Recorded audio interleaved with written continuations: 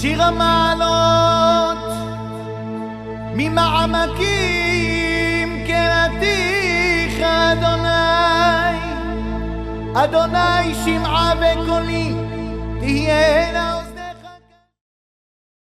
Birchut Merav Rabotai, avec la permission d'Hachem, je voudrais vous raconter une belle histoire que j'ai écoutée la semaine dernière, lorsque j'étais au Mexique.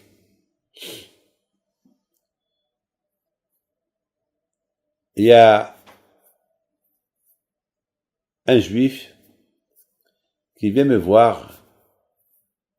Il me dit, Rabbi David, ça fait 20 ans que je cherche à vous voir et j'ai pas eu la chance de vous rencontrer depuis la dernière fois que je vous ai vu il y a 20 ans. Avant, j'étais encore jeune homme. Je lui dis, bon, c'est quoi votre histoire? Il m'a dit, mon histoire, elle commence que j'étais pas marié et j'avais une copine et je vous demandais la bracha et vous m'avez donné la bracha. Et Baruch Hashem, je suis marié, j'ai 2 enfants. Et je vous ai rencontré à Monterrey. Monterrey, c'est une ville là-bas au Mexique. Je suis revenu chez vous quelques temps plus tard et je vous ai apporté une photo d'un avion que mon père voulait acheter. Son père à lui voulait acheter. Et mon père voulait que je vous demande une bracha. Et j'ai mis la photo de l'avion sur la table. Et vous avez commencé à voir l'avion et vous avez commencé à rigoler. Je vous ai demandé pourquoi vous rigolez, ça va? Et vous m'avez répondu, non, je rigole.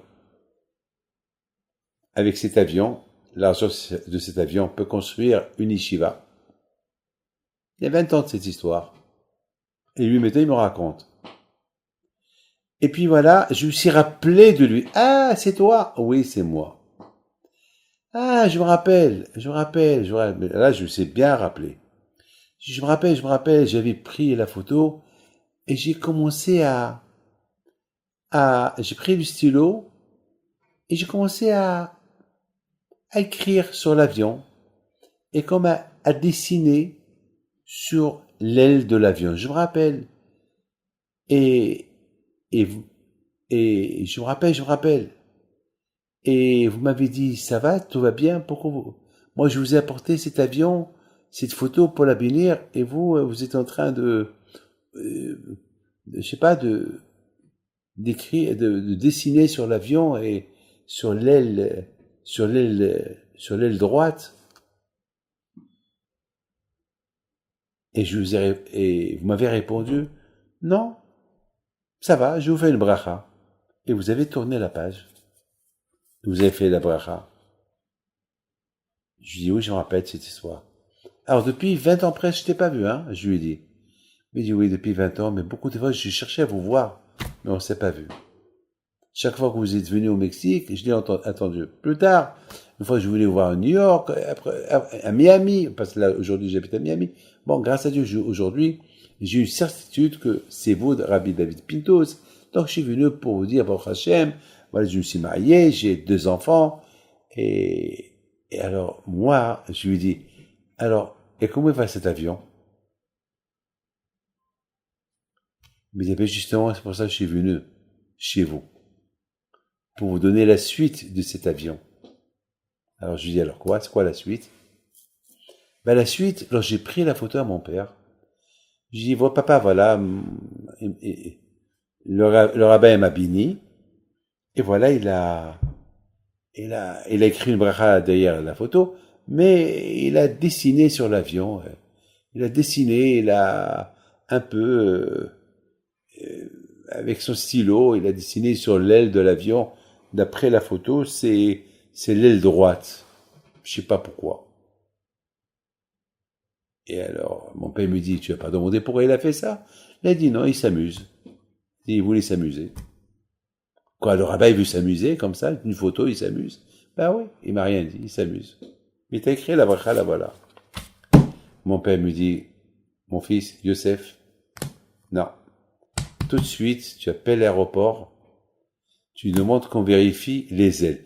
mais il ne dit pas l'aile droite. Tu vérifies. Parce que c'est pas normal. Ce rabbin-là, s'il a dessiné, peut-être il a dessiné, mais il y a un message de Dieu pour nous. Alors, je dis, il a appelé l'aéroport, qu'on vérifie les ailes.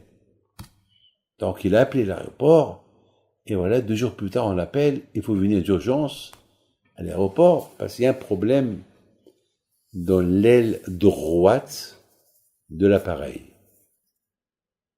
On est parti, et nous ne leur a pas dit l'aile droite ou l'aile gauche. On leur a dit, vérifiez les ailes de l'avion. Ils ont vérifié les ailes de l'avion. L'aile droite, il y avait là-bas un trou caché qui ne se voyait pas. Bon, c'est les avions d'il y a 20 ans. Il y a 30 ans, ils n'avaient pas la technologie qu'il y a aujourd'hui. Et aujourd'hui, on scanne l'avion. Aujourd'hui, on passe des tests spéciaux des ailes. À l'époque, il n'y avait pas tout ça. Bon, à l'époque, ils vérifient, c'est tout. Hein. C'est pour ça, à l'époque, il y avait beaucoup d'accidents d'avion à l'époque. Donc, ils ont trouvé vraiment un trou à l'intérieur de l'aile de l'avion. Et ils nous ont dit, vous avez de la chance, comment vous avez atterri? Certainement, vous aurez décollé, ça aurait été catastrophique. Maintenant, le monsieur me dit, voilà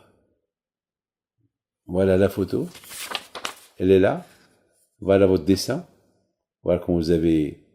Et mon père était intelligent, de vérifier les ailes. Alors moi, j'ai vu ça, j'ai dit, je sais pas, c'est Hachem. Il m'a mis ça dans ma tête. Alors je dis, par rapport à ça, Hachem vous a donné la vie longue, une longue vie. Il me dit, vous savez, Rabbi David, on devait être là-bas, moi, mon père, ma mère, et ma sœur, et un cousin, une cousine, toute une famille. Donc le bon Dieu a sauvé toute notre famille de cet accident d'avion. Je dis, c'est bien. Alors, en contrepartie, c'est à vous maintenant de se renforcer dans la Torah. Même, mettons, je vous dis ça 20 ans plus tard, c'est jamais trop tard. Et c'est ça, regardez mes amis, combien de merci on doit dire à Hachem, combien de miracles il fait avec nous Hachem. Et moi je suis pas prophète, je suis rien du tout, mais Hachem il a fait que je dessine comme ça. Et Hachem, il a fait que eux aussi, ils ont compris autre chose. Et voilà, ils ont eu la vie sauve. Parce qu'on voit, mes amis, chaque fois qu'on monte dans l'avion, on monte et on descend, bon Hachem, regardez, Transavia, ce qui s'est passé il y a 2 semaines, l'avion qui venait de Lyon à Tel Aviv. Bon Hachem, il y avait un grand miracle. L'avion est tombé presque 700 mètres, il y a eu beaucoup de blessés. Plein de gens que je connais, ils ont été blessés. Mais grâce à Dieu, ils ont eu la vie sauve. Donc c'est un message, retournez vers Hachem. C'est pas une coïncidence. Ça n'existe pas de coïncidence. Coïncidence, elle n'existe pas. Celui qui croit en coïncidence, ça veut dire qu'il a un doute en Dieu. La fête de Purim, c'est la fête d'être convaincu qu'il y a Hachem. La fête de la Emouna, qu'il n'y a pas de coïncidence. Il n'y a pas coïncidence. Il n'y a pas de coïncidence. Que le bon Dieu vous protège et bonne fête de Purim. Merci. אדוני משומרים לבוקר, שומרים לבוקר. יחל ישראל אל אדוני, כי עם אדוני החסד, והרבה עמו פדות. והוא יפדה את ישראל מכל עוונותיו.